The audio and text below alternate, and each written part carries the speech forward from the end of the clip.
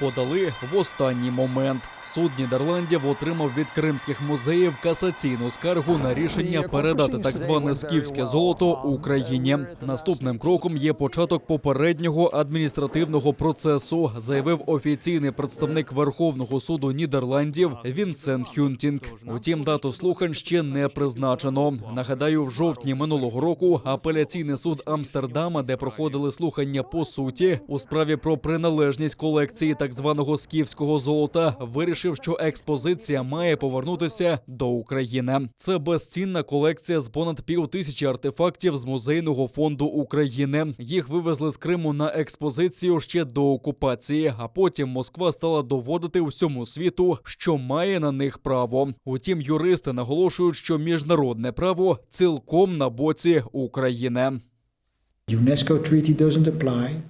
Апеляційний суд сказав, що договір ЮНЕСКО не застосовується, але ми вважаємо, що Україна має право приймати власні рішення та отримати виставку назад до Києва, і це було дуже добре. Ми виграли цей суд за двома підставами. По-перше, за ЮНЕСКО в першій інстанції, а також за внутрішніми нормами публічного права України. Зараз інша сторона не здається, оскільки в будь-якому судовому процесі це дозволено. Звичайно, це дуже важливо для них, це важливо для Росії, тому вони мають оголосити, що підуть до Вищого суду.